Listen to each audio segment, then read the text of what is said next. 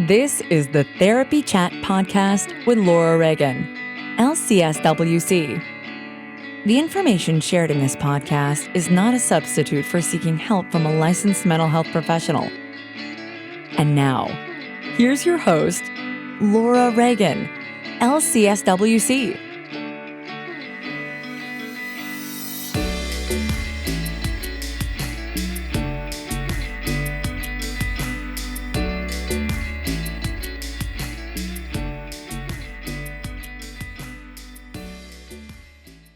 Hi, welcome back to Therapy Chat. I'm your host, Laura Reagan, and today I'm happy to be on Zoom here with, well, it's not Zoom, but on video here with Michelle Renee from Cuddlist. Michelle, thank you so much for being my guest today on Therapy Chat. I am delighted to be here and get a little bit more time to connect with you. Me too. We ran into each other at the Psychotherapy Networker Symposium this year, and I guess I had maybe heard of Cuddlist, like just the name, maybe, or possibly not even the name when I met you. But since we met and briefly talked, I've really been, there's just the wheels have been turning in my mind about all of the potential that what you're doing has, and, you know, as a therapist, how I could recommend it to people. So I want to get into what Cuddlist is, what you all do, why, how it helps. But before we do, let's just start off with you telling our audience a little bit more about who you are and what you do. Wonderful. So my name is Michelle Renee. I use she, her pronouns. I'm based in San Diego, but I've lived in Michigan and Baltimore doing this work. And so I still have a pretty robust practice out of the Baltimore, DC area that I come back to about quarterly. I've used lots of different names of my work, but ultimately I started with Cuddlist back in 2015, learning how to be a professional cuddler.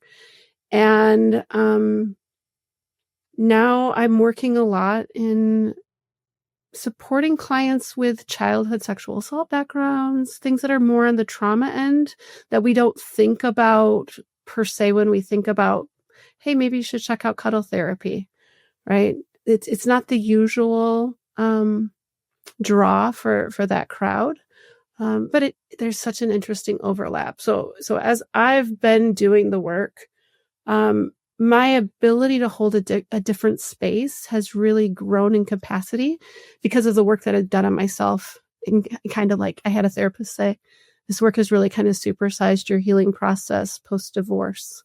And so I can see the correlation between my own personal journey and the depth of the kind of work that I get to do in this platonic space. Well, I can't wait to hear more about that. And,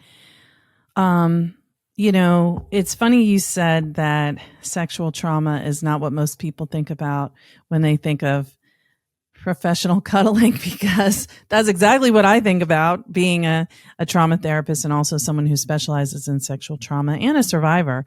It's like, wait a second, cuddling with people? Hold on. Like, you know, as soon as I hear that, I'm like, whoa, you know, all the things that could go wrong. And so that was what, you know, my initial reaction was when I heard about Cuddlist or when I met you. I can't remember.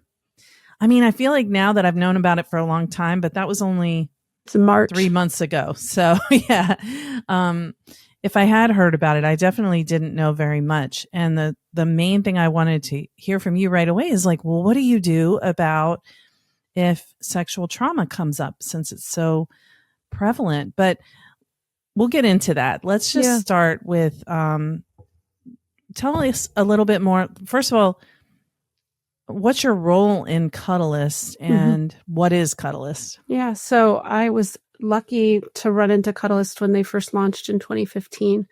And boy, has it changed. I ended up becoming their operations manager from like 2016 to 2020. stepped away during COVID to kind of work on my own private practice and just take a break because touch wasn't happening during that time. And Right. I kind of got an opportunity to just kind of take a break. And I came back in 2023 as an advisory board member, which I had been part of before, but I really stepped away from everything.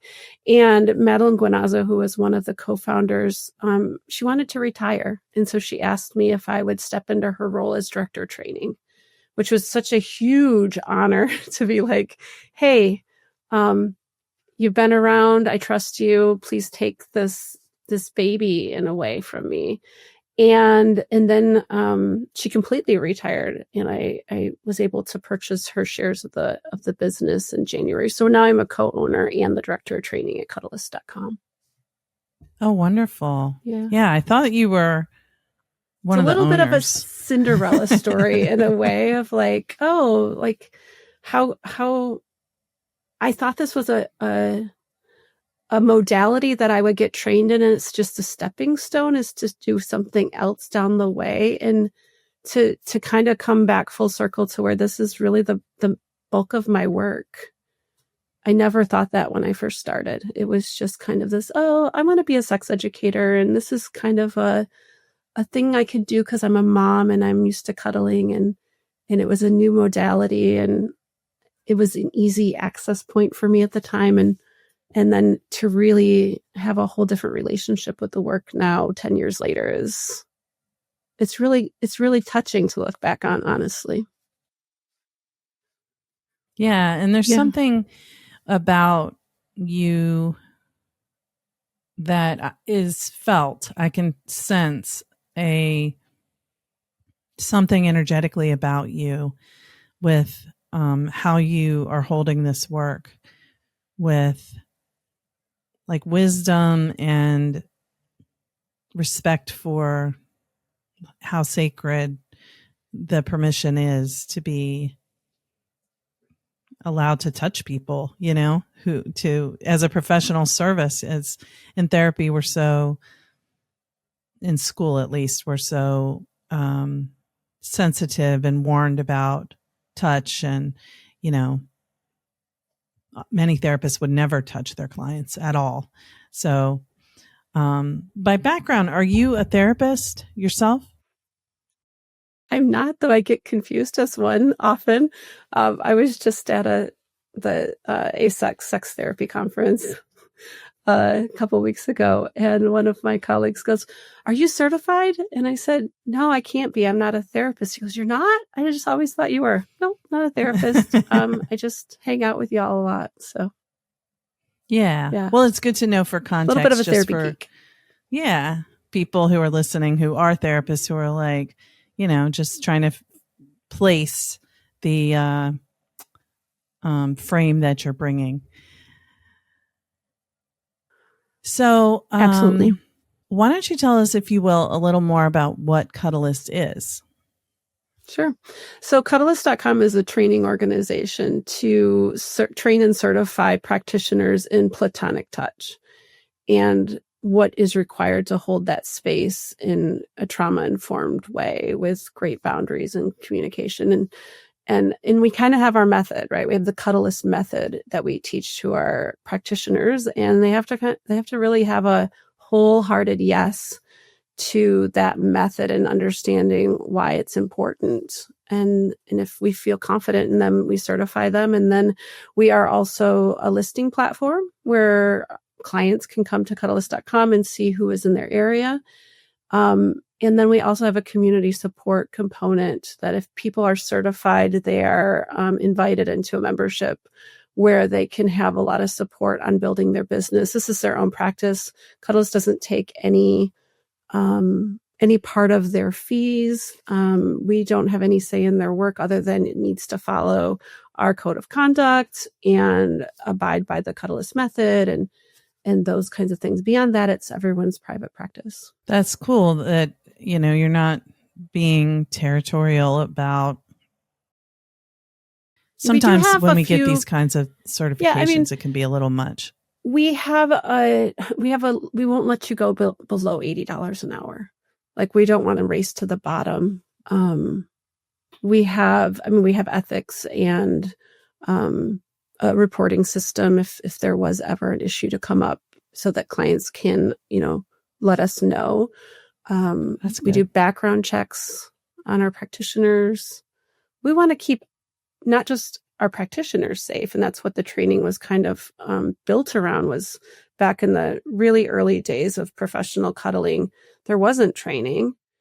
And Madeline, who I mentioned earlier as the co-founder, she was doing one-on-one sessions, and she was seeing a real need to teach the other practitioners in the field about boundaries and about communication with clients ahead of time and during sessions, and what could be done to keep the practitioners safe, but also keep the clients safe.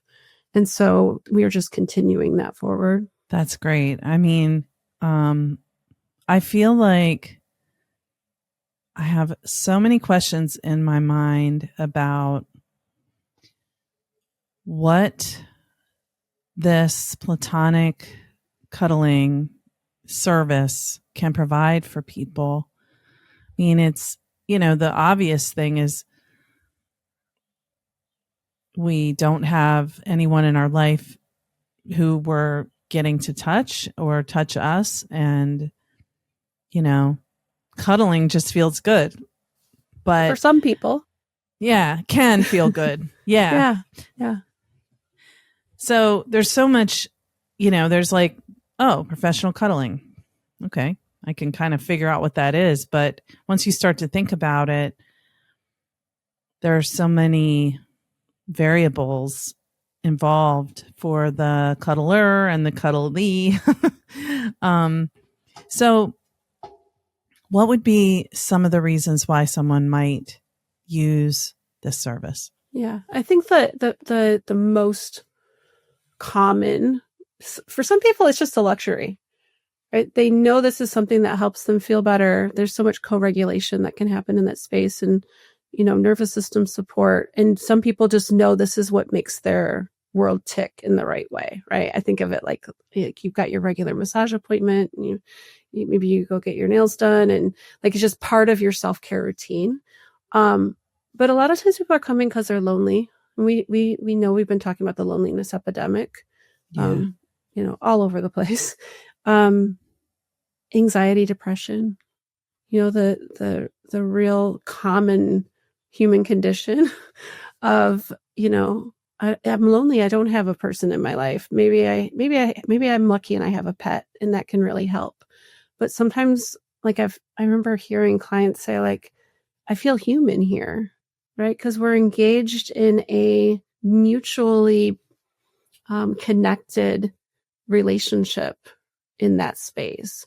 So, and people say, well, I mean, they're paying for a service. It's not like you're paying for a pizza delivery, right? It's not about the customer is always right. Part of the Cuddlist method, which is specific to ours, there's some other really wonderful training organizations out there. I always like to say, like, shout out to Cuddle Sanctuary.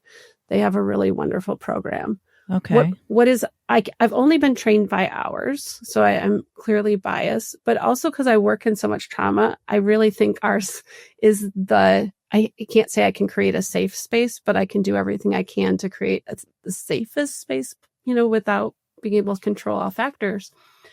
Our sessions are always client-led.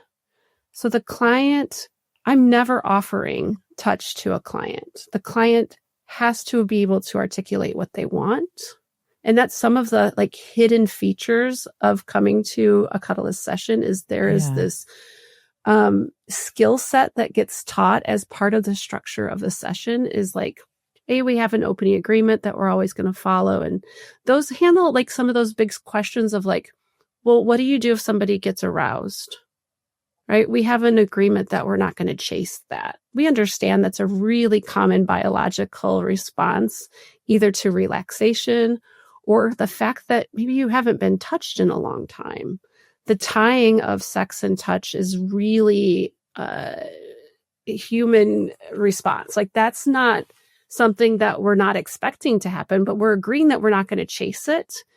And if it does come into the space, we're going to do something to change it, right? Like I'll say to a client, if I notice something like, if I'm uncomfortable, I've promised my client in the beginning, this is part number 2, we have an agreement that we're never going to tolerate anything in session.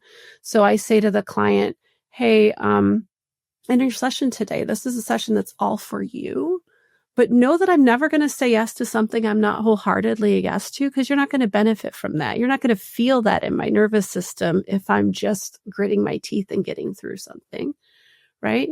So if ever I'm uncomfortable, and I say emotionally or physically, so my hip hurts because I've been laying in this one position too long, I'm not going to just hold it out because we've only got 10 more minutes left.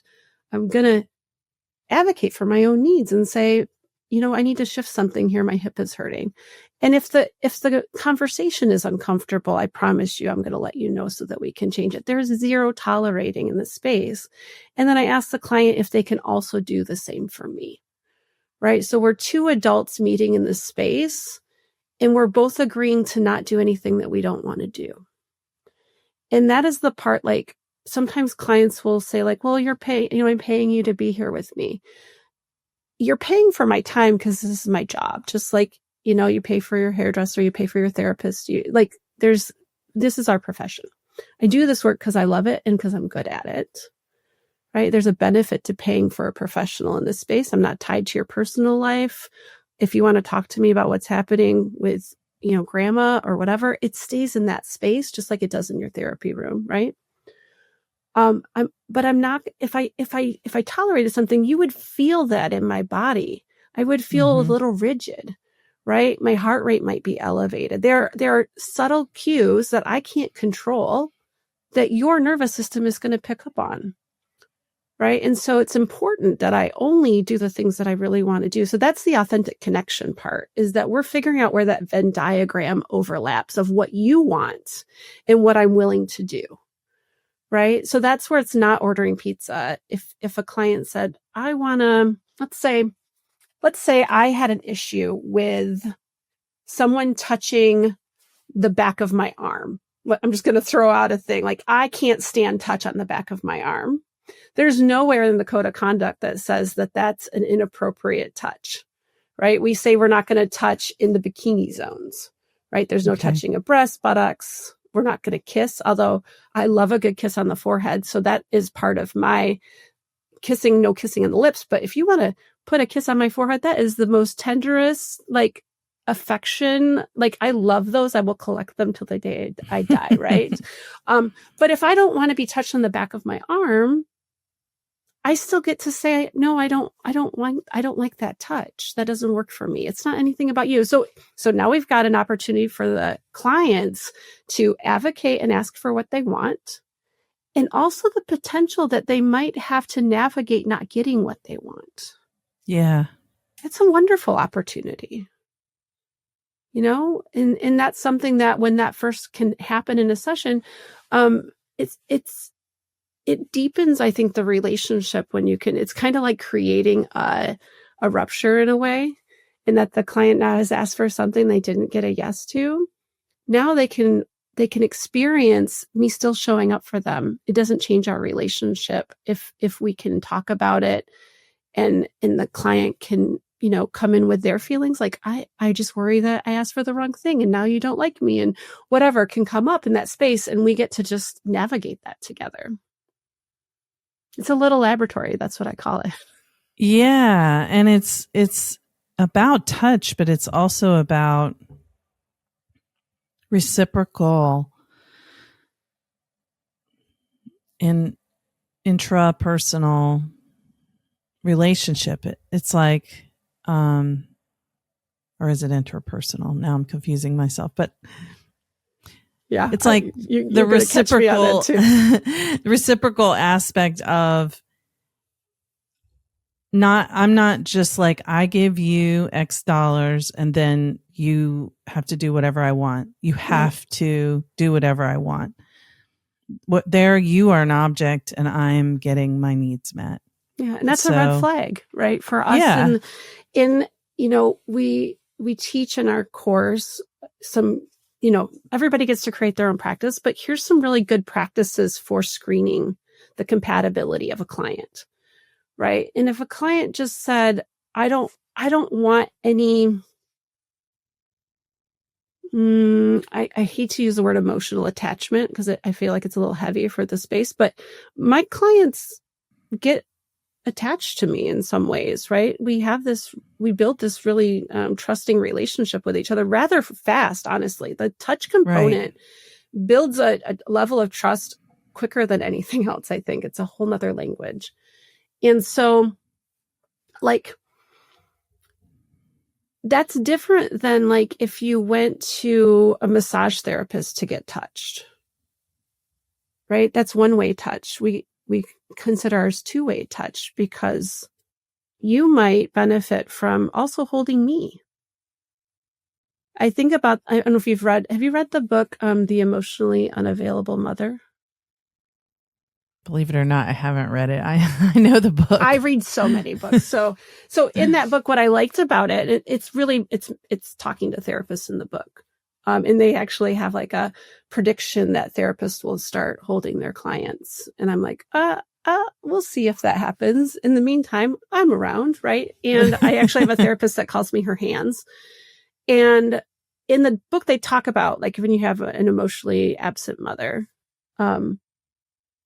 the desire to be held is so strong, right? And that's what a lot of people come to me. I have big mom energy, right? That's totally, I think that's what you pick up on for me is like, I'm just, I want to mom everyone, right? In the appropriate way. In an appropriate boundaried way, in a healthy mother relationship, right? Sometimes I say I'm more like a sorority sister or something too, but, it's just as important in that book. They talk about giving those daughters the opportunity to do the holding. Like, and that's, I think that's the human component. It's not just somebody is showing up and holding me, being the big spoon or, I don't talk in a lot of cuddle position language usually, but like mama bear, I'm going to hold you from behind. And like, that's really important, but also getting the chance to have that flipped around, especially when I'm working with a cis male client where there's these gender roles in touch, and to get to flip that on its head and be like, what would it be like to be held instead of doing the holding as a man? Right. So, it's such a great space to just practice almost the most basic level of humaning. Right. I was really struck by this when we talked at the Networker about, I was thinking about a few things. You called it a lab, and that just feels so true because it's like getting to where therapy can be an opportunity to practice relationship skills in the moment. You develop a relationship with your therapist. You practice asking for what you need, expressing how you feel, setting boundaries, dealing with other people's boundaries. And there's a huge power differential. The therapist has a lot of power. But we aren't there to experience the relationship and to practice those skills, So it feels really like a unique opportunity to give and receive, I mean, therapy can be reciprocal, but the power dynamic does make it harder. There's different because one person's saying these are the policies, these are, this is how it is, and we have ours too, right? Like it's still a boundaried relationship, but it is a little bit closer. It's a little bit closer to an organic, out in the wild relationship, but it's on rails a little bit, right? Because we do still have that the fence is still there, and this is something that is often said in our world: is we get paid for our boundaries. Mm-hmm. Right? Like there's a study somewhere about kids on a playground, right? And if they have a fenced in playground, They actually venture out farther away from their teacher than if they're put on a playground that doesn't have any fence. They stay closer to their teacher, right? It's this interesting space of like, what if, I mean, most clients come in with that awareness of what are the quote unquote rules, right? Our agreements that we have in the space. But like, sometimes it's like, but what would you really want? What if you could just state it and know that you're not going to get it? Like, there's no shame, no judgment here. And sometimes that's part of the screening process is like, what are you settling for a platonic experience? Because you're not going to be happy here. But if you're craving a platonic experience, which plenty of people are, this is a wonderful option. Meaning, if they're settling for it, they're really craving a non-platonic experience or maybe a sexual experience or romantic. Yeah. I think it's really one of the important things in my practice is in my initial paperwork, the number one thing that I put at the top is we'll never have a relationship outside of this work. Because it is a really tricky space. There's love shared in the space as a verb, right? I care so deeply about everybody that I work with. And of course they're going to care about me. And sometimes that's a question therapists ask about the work is like, what happens if somebody falls in love with you? And I'm like, there's some really cool, wonderful, deep work that can happen in that space. I know my limits. Right. And especially if you're working in what we call the triadic model, where you're in collaboration, where I get to talk to, let's say you and I had a client together and we had a release of information signed so that we could talk to each other. And the client's like going to you and saying, I'm having a really tough time with my feelings for Michelle. That's a wonderful opportunity for y'all to talk that out. And I think, there's something about touch. I'm sure you will be able to say much more about this than what I know, because I'm just kind of going with my own experience, basically. Mm-hmm. But there's something about touch where the energy shifts, like if you and I are talking, let's say we were back at the network or we were talking, we're having a great dialogue, but then you put your hand on my arm or something, it does shift the intimacy of our connection, I guess. And I wonder. Or if you didn't want me to touch your arm. Right. It can shift our intimacy also the other direction. Right. It can either bring us closer in that moment or it can feel violating, uncomfortable. Yeah. Yeah. And that awareness is a huge, just a people skill. Of course. Yeah. And I mean, the boundaries, you mean? Well, I think even just the picking up on the energy shift. Oh, yeah. Right. If you're somebody who maybe struggles with some of those, maybe it's social cues, right? If you have a place where you can start to practice and notice what is your ability to pick up on that, maybe you learn how to navigate those spaces differently and you don't just make that touch. Maybe you learn that what you need is to ask, would it be okay if I touched your arm right now? It's like figuring out what is your cheat sheet. It might be hard to do that in just a general and out in the world with your friends. You could, I mean, if you had some great friends that understood that you're just trying to feel out how to have the best experience with another human. But also you might go to a cuddlist and be like, I'm noticing that I have a hard time asking for, I forget to ask. Right. We could just set up a whole session where you have to ask for every shift of contacts. I don't necessarily do that normally.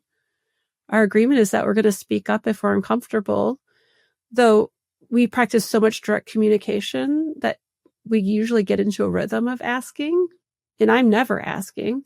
But if a client decided to, I don't know, pet my arm, while we were laying next to each other, as long as I'm a yes to that, I'm not going to say anything because I think it feels nice. But there are other people that don't like repetitive, like petting motion, right? So when I'm cuddling the client and I notice my instinct is to pet them, I ask them, how would it feel if I pet your arm right now?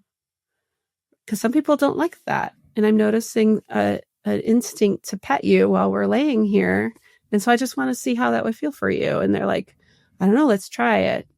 And they can say in that space really easily, yep, nope, don't like it. Yeah. And I'm not going to be like, what's weird? What's wrong with you? You're so weird. Yeah. Why don't you like that? Right? Like, it's a really soft place to do those kinds of experiments. I didn't know as a cuddler. I remember being in a session and somebody touched me with really light touch. And I was like, oh, I like that. Put that on my list, right? Like, I came into this work not being a huge touch person. Even now we joke, like I'm around a lot of my colleagues and they want to cuddle all the time. Like all the time. They're always like wanting to touch. Can I, is it okay if I rub your shoulders right now? Like they're always touching. And I had this moment recently where I went, you know what, guys, I have to confess something to you. I'm actually not a very cuddly person outside of the container of my work, unless I'm feeling really dysregulated. And then I might grab my husband and be like, can we cuddle for a little while? I just need to get grounded again. I'm not like that. I am the person that will hold your hand at a table if we're having a deep conversation, because I feel that physical contact is really important in that space. But I'm not that person. And so it's interesting how everybody has their own touch needs and figuring out what that owner's manual looks like for you.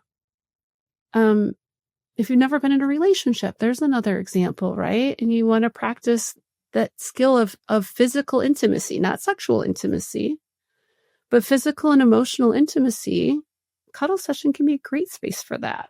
So how would that work? Like if someone had never been in a relationship and they want to, but they feel like they don't even know where to begin. They want to discover how it would feel right to touch and be touched in a relationship, not sexually. What would their session look like? It's funny.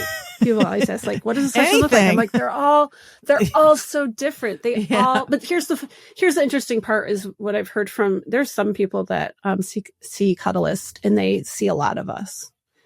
And it's almost like Pokemon where they collect them all, like, oh, I'm going to be in this city. I want to see Michelle, or I'm going to be in this city. I want to see Keely or whatever. Right. So, what they're always going to see is a consistency in that there's always the same opening agreement it's about the same. We all have our own version of it. There's always the code of conduct and it's always client led. So they'll say like, there is a consistency across the board, but honestly, you come in and then after that opening agreement, I say, how do you want to connect? That's the same question I have with everyone.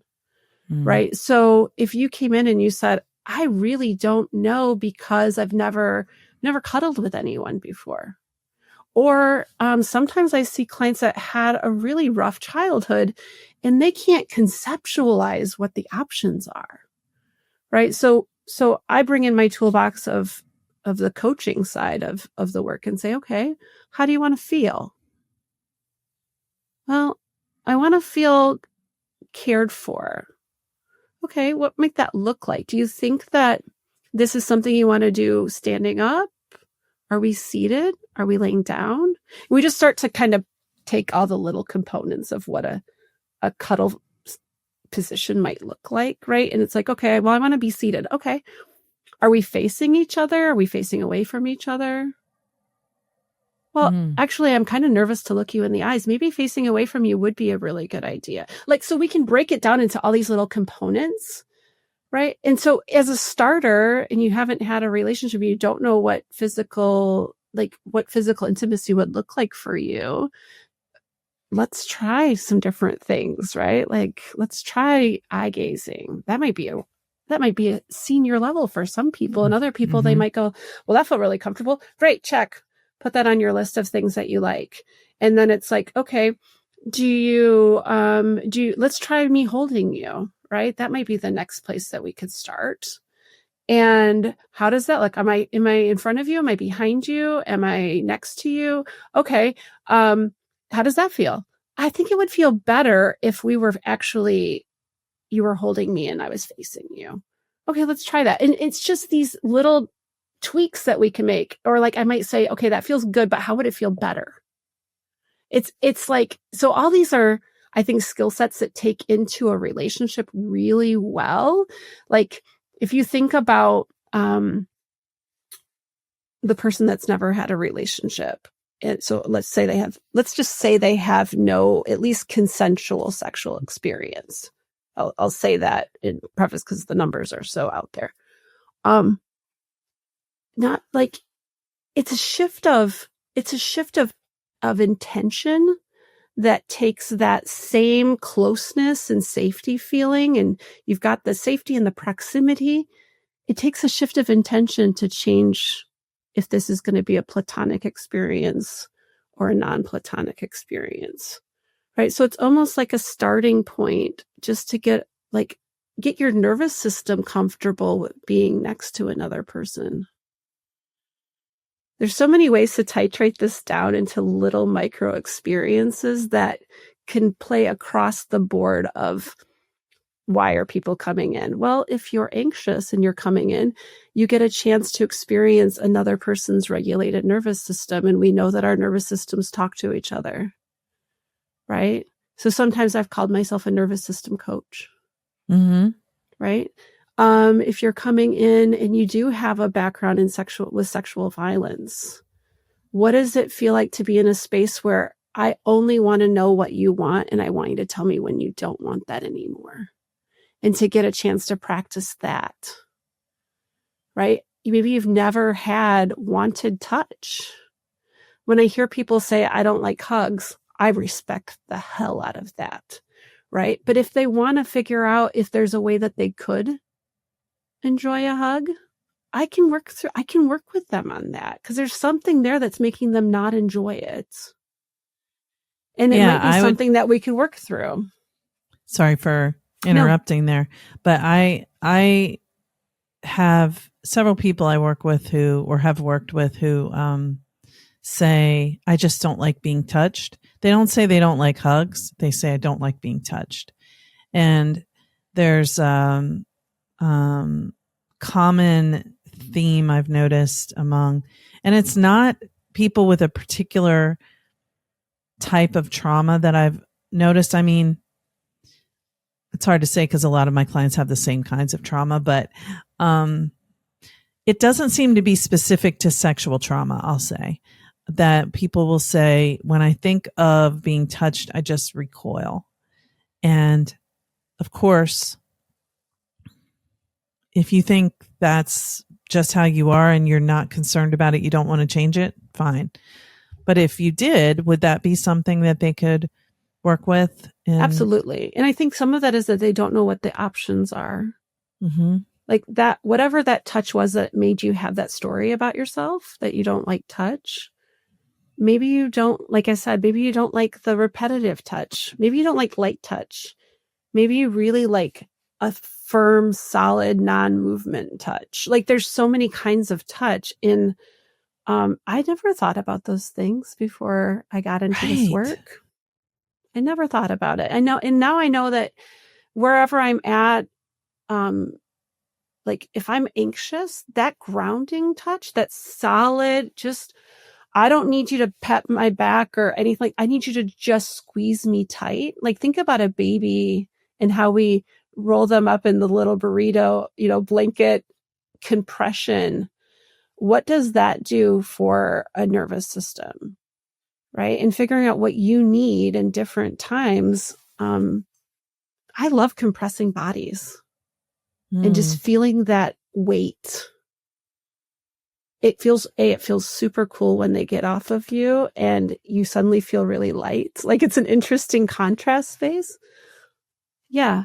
But it's also an interesting opportunity. We haven't touched on this body image work that happens in cuddling spaces. What does it feel like to let someone be close to your body? This is interesting that you brought this up, because as you were talking, I've been in a long-term relationship. I've been married for almost 30 years. So I have someone accessible to cuddle with when I want to, most of the time. And some of the things I'm thinking about as you're talking, I'm thinking about the way my partner likes to hug, or the way, the repetitive petting, the different touch things that we engage with that aren't sexual. And then I'm thinking about the Cuddlist session. And when I noticed that, when I was thinking about it, when you were describing it, like, first of all, it was fascinating when you were saying that, if the person came in and they had never had a relationship, and just the way you would start it off and help them explore what the options even are. So I'm picturing myself in this, and I'm imagining going in there and being with you. And I find you very interesting and charismatic, and like an appealing kind of person, just like I want to talk to you.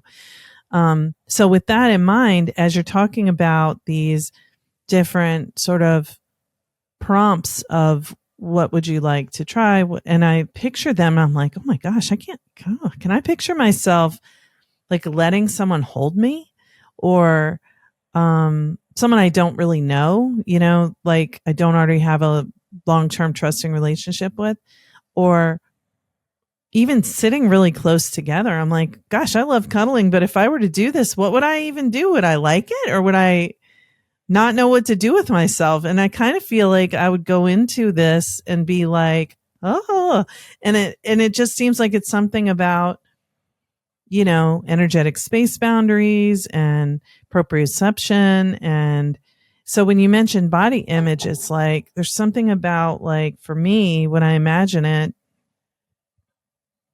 I think for myself, it's just coming up as a very vulnerable feeling. Yeah. So it's not really about body image, but it feels like it could be like relate to that in a way where it's like, oh, like our bodies, like it's too exposed in some way. I think that's part of the initial consultation call in figuring out, where are you coming into this work at? There's something about my clients. They know they want to try this. Mm-hmm. They're almost 100% apprehensive about it. Most people that come in have never done anything like this before in their life. And I always tell them, I'm a little anxious too. Like, it takes me about 3 minutes to figure out what our energy is going to be like together. Even though I've shared a Zoom call with my clients before they show up, there is that, oh gosh, how are we going to connect? What is this going to feel like? That's a mutual experience between us. But there's the client that is hungry for touch. Right? Touch starved, as they're saying. Touch starved. Yes. And that is an interesting space. They might be touch starved and they want to dive in and overeat. Right. That is a thing I did not know when I first started this work, that just letting them dive in and overeat wasn't necessarily the best way for me to support them. Mm-hmm. Right. So I have to come in with a little bit of my own wisdom too, to say, I might not say this out loud. It might be like, okay, you say that right after I say, how do you want to connect? They're like, can we be a plate of spaghetti together where we are entangled and entwined?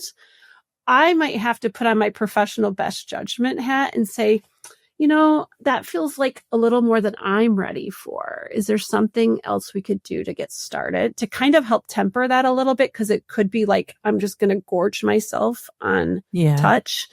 And then what does the other side of that look like? It looks like a lot of an intimacy hangover. And that's something I had to learn with time. And that's something, in the first iteration of the Cuddlist training, we didn't talk about that. Right. And that's something now we've had 10 years of experience in inside of our advisory board, reworking the training to take in our 10 years of experience as a group of, a handful of people. We have a lot more information now. So Michelle of 2016 would have been like, yeah, let's get like spaghetti. I love touch. This is great. Right. the Michelle of today, because of the nature of the kind of clients that I bring in, they walk into my office and I say, you sit where you want to sit. They pick a spot. I go, okay, where do you want me to sit? And I put them in choice right from the minute they walk into my space, right? So if they're like, I would like you to sit in your office chair, or I would like you to stand at the door, great. Awesome. I want to meet you there. They may never want to have touch in our time together. It may be a space for them to, I want them to be real, right? I want them to, if they don't warm up to the idea that it feels like a good thing for them, that is winning in my book. That they have taken their bodily autonomy and agency and put it to use. That is not a you failed the cuddle session. A cuddle session never has to include any touch, right? So if you're like, actually, could we just like get to know each other a little bit? Yeah. I can do that from my office chair if you want. Right. And then let's say, like, what are your goals for today? What would you like to get to today? We might be able to figure out a game plan to make that happen if that's really important to you. Or maybe it's just, how would you like to feel by the end of the session? I've started to bring more options into my space. Like, I think of this as a great space to kind of nurture our inner children. So maybe it's more of a connection time where we could color together if that would feel good to you, or a simple board game, or there's so many ways to connect that maybe are not touch. But if you get to where you want touch, I'm super open to it. It's an opportunity for touch. It's not a guarantee that you have to touch, or that what you ask for is going to be necessarily a mutual yes. It's really interesting. It's clearly very intimate, but it feels very, there's like a tenderness along with the clear boundaries and clear communication. It feels like it's a very sensitive experience. Well, it's very personalized. Yeah. And I come in with my own journey included so much healing just from being loved for who I am and not who I'm not. That was the repair for me, was to be that unconditional positive regard. I was granted that by other people. And that was not the household that I grew up in. You know, so I think of this as a space for me to pay it forward. And I don't know where you need to be met, but I'm super interested in finding it out. Do you have enough time for us to talk for a little bit more and talk about how, like, if someone has experienced sexual trauma, what would be some of the expectations of what they could either work through or work on using professional cuddling? I mean, part of it is just sharing another nervous system, right? I mean, it's because of how I think of it as the laboratory space. It might just be being in a room with okay, while at my home office, I have a bed in my space. When I'm traveling, I always get a suite because those clients aren't going to want to go lay down in a bed with me. Right. Right. And if they might even be afraid if they see a bed. Mm-hmm. And that's something we have to talk about, right? Is like, that's part of that intake process, is maybe this isn't the best place to meet first.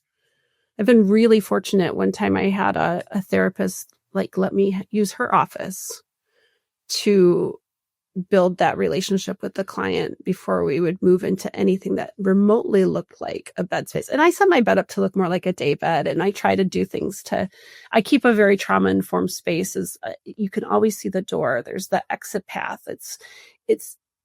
I'm mindful of all those things, but I'm also mindful, like I said, when I travel into Baltimore, I just set up in a hotel and I always get a suite because I don't want there to be any, expectation or feeling of pressure that cuddling has to happen in a bed. We cuddle on the couch all the time, right? It can be, there's so many different things that can happen for those types of clients. Like that, me talking about compression. What is it like to have a body lay on top of your body? Now, this is not the beginning of the work at all. This is so far down the line.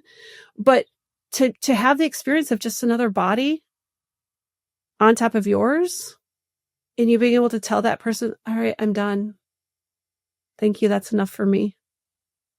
Right. And sometimes I've used that as a space to practice it.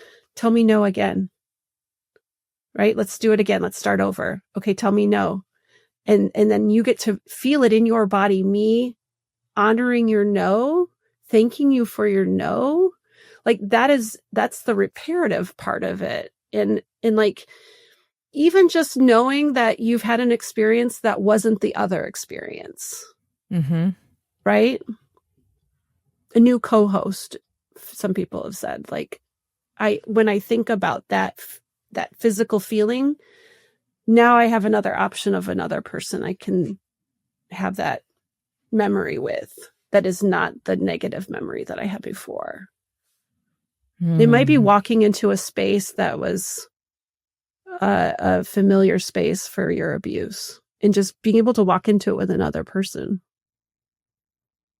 and be like, okay, like noticing I'm, whether it's just noticing that, like telling your body, like, look, like I can be in this space and I'm not in danger right now.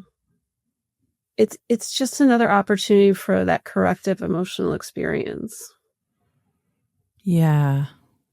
And that's where maybe you can't do that as a therapist, but you can be like, hey, Michelle, this is what's coming up in session. This might make sense to engage in. This specific cuddle position might be a reparative space for them or whatnot. I think of it as kind of like, I often say physical therapy for your emotional health, but I guess maybe it's more like occupational therapy in some ways, but and we're not therapists. And this is where I love the triadic model so much, is that I'm not here to do the processing with you of what's happening in our space. Like, that's not my role. And having so you don't talk about the struggle that they're having in the moment. I do. I'm not going to ignore something that's happening in the moment, but there is way more processing that needs to happen afterwards. Yeah. Right. Yeah. Like a lot of times I see clients, like when I'm traveling that route out to Baltimore, is like every 12 weeks. And they might see me for 1 or 2 sessions. And then they've got a lot of good stuff to talk to their therapist about, whether it's what happened directly with me. Maybe they noticed they dissociated at a certain point. Something, something came up, a new memory came up or whatever. There's a lot of new information, even in just a 90-minute session, that can come up for a lot of clients if they've got some kind of attachment wound or SA history, or there's so much there that can happen in a good way. Yeah. I just feel like the navigating the boundaries and finding our no or yes when, some people who are survivors of sexual trauma are, they kind of may not be in a relationship. They may have a kind of a small world, and where there's a lot of control over what to expect. And when everything seems okay because they're keeping all the triggers out, but I mean, it seems okay, but it's also like isolated and highly feels controlled lonely. environment. Yeah. And there's like little tolerance of when it isn't within their control, and I mean, it's like we do whatever we have to do to help ourselves survive and recover, and we ultimately want to be able to be in relationships, and have them be safe. But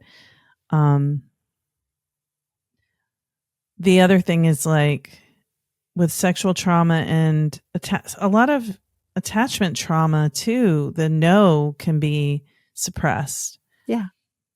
Right. I grew up in a household that no was not celebrated. Compliance was celebrated, I guess.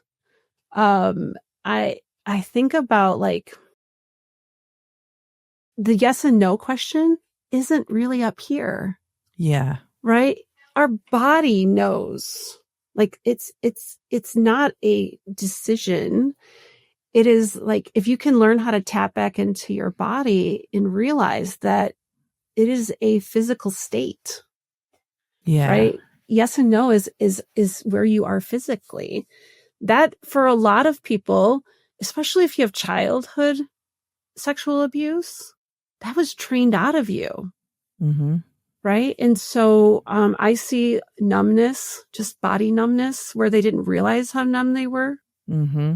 you know, and like bringing all of that back online is amazing to witness. Like, I think people sometimes say, boy, Michelle, your work is so dark sometimes. Like, how do you do it? And I'm like, I'm on the light side of this. Like, I'm in the watching them rebuild their life in a new way and get to have new experiences. Like, it's awesome to be part of that team. You know, people are amazing people. Like, I just watch the resiliency and the, we think we're stuck. And I get to watch so many people get unstuck and have robust, you know, loving relationships and wonderful people in their lives. But that's what I think about it is like, this is a place to experience what healthy relating can look like as far as direct and honest communication. Having people respect your wishes. Right. That's the counter of everything that I grew up in. Exactly. And coercive parenting has been, you know, a pretty dominant form of parenting throughout the 20th century, at least. And yeah, so I guess the last question, because there's not more time, is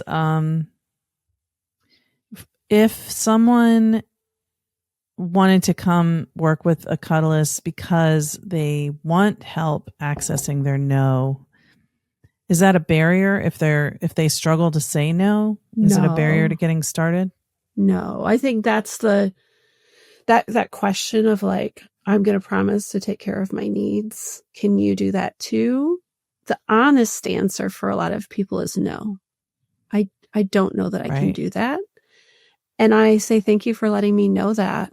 Like, we're going to work on that. I think you're going to see that improve, you know?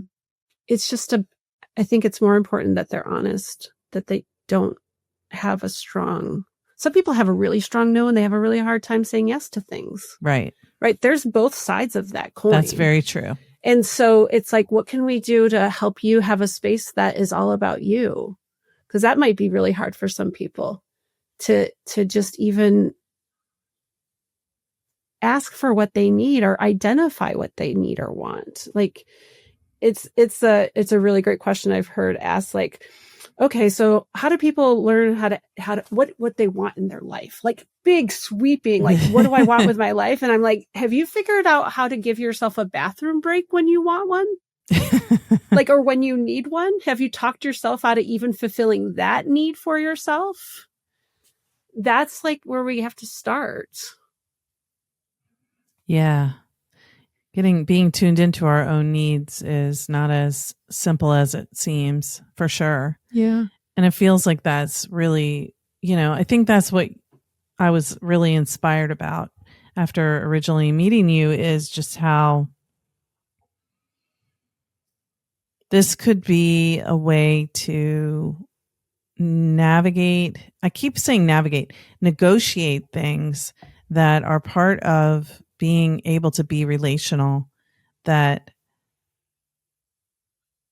we often go around or use sex to solve whatever the thing is instead of this in between. It's not in between. It's just a different kind of. I think we have different coping mechanisms to get our needs met, right? Yeah. And it's another fun demographic is like the person that's in the dating world. We hear the advice like, don't go shopping hungry. Like, don't go grocery shopping when you're hungry because you're going to make really, really poor choices in the grocery store. What does it look like to go into dating when you're getting some basic touch needs met outside of using sex for it? I used it. I totally used sex to get affection. I think many men only know sex as the way to have emotional intimacy or touch. Yeah, and that's, I mean, and many women. It goes back to, do you want to work on it?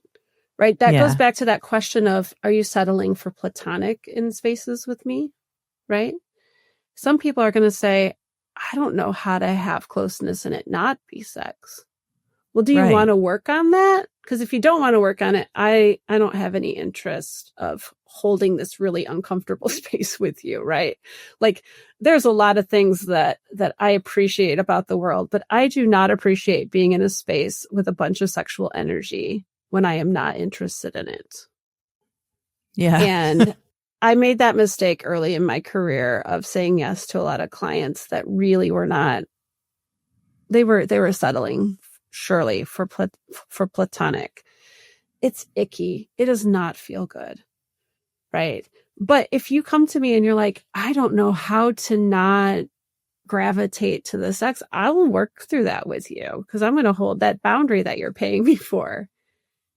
And that's where I think that's where having a therapist in collaboration on that will help the client understand the value when they go, this is too hard. I'm frustrated. I'm leaving, feeling kind of I think of it as like the avoidant attachment person. That's like, oh, this felt really close and that's scary. And they only know how to do close with sex. Yeah. Right. If they don't have a therapist and they're not working on something by being in the space, they're never coming back. Yeah. Right. This is a lot of emotional intimacy. And that is not easy for the person that doesn't have the support and want to work through their fear of emotional intimacy. Yeah.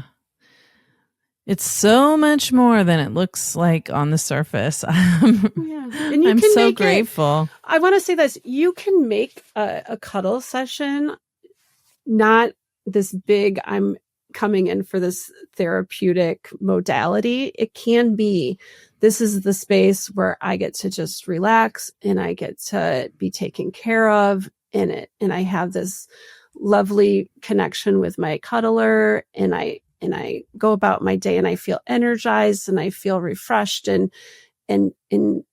recharged, right? And it's also an opportunity space that if you need to work on your yeses and your nos, and if you need to maybe practice coming in and not having any touch because you want to practice your no that day, or it's just that playground.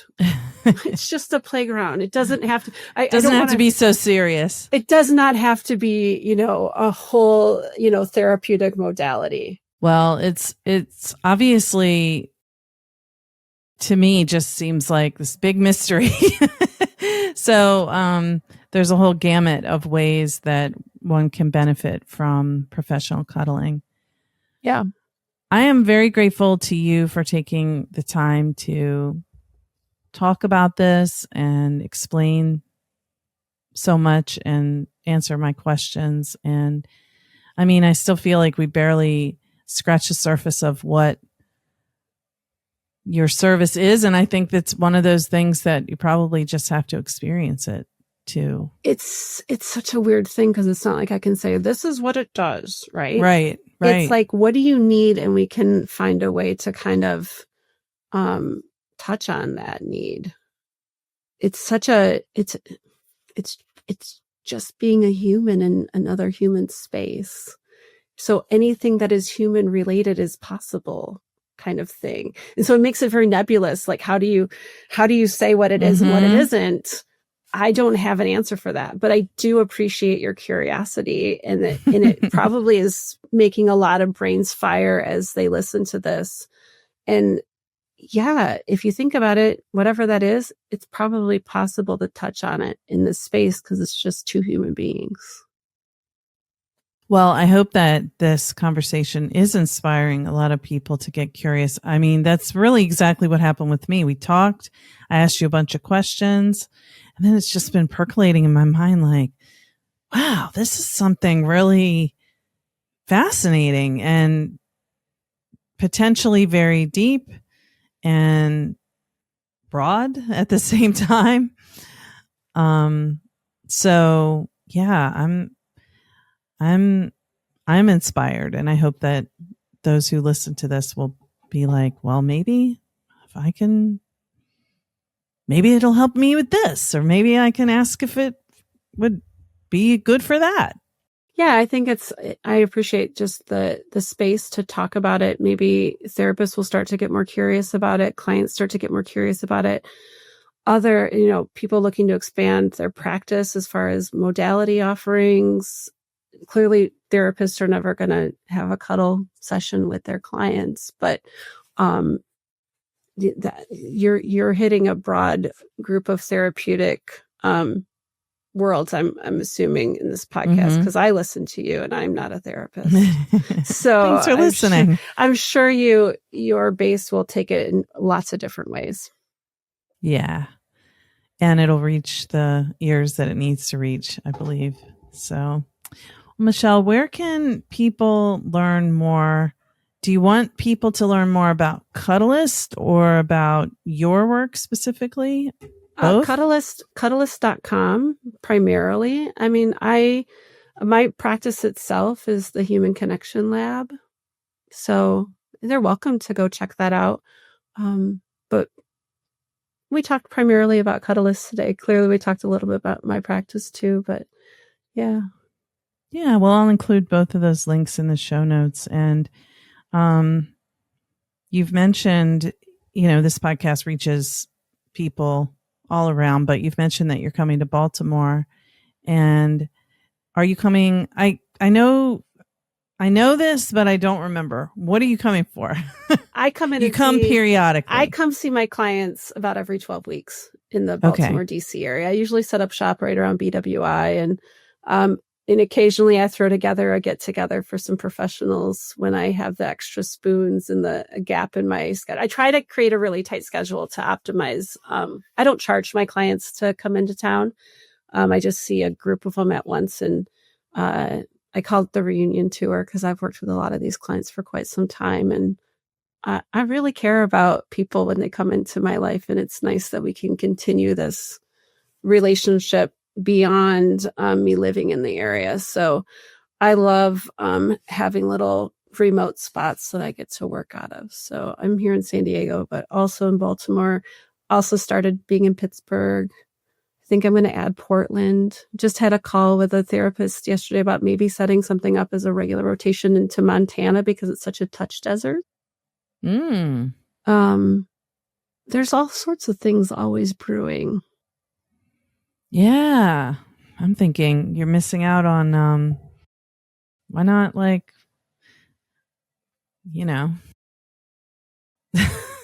Say it. France or Mexico or something, exotic or beautiful. Well, because I have to come in so regularly, and it's got to, traveling across country is one thing. Be affordable. I also still, while I don't have kids at home, I do have a husband and an aging dog that, I want to reconnect with once in a while. But I love traveling to see my clients, and I get paid to love people. It's like, I'm so excited to land in Baltimore on Thursday and reconnect with that group of people. And then I'm so excited to head up to Pittsburgh. And then I'm so excited. There's just always the next exciting spot to love people, I guess. Yeah. I get it. I love seeing my community out in where they are too. And I just enjoy it because I enjoy them and it feels good. Yeah. And it's good to be helpful, Yeah. Yeah.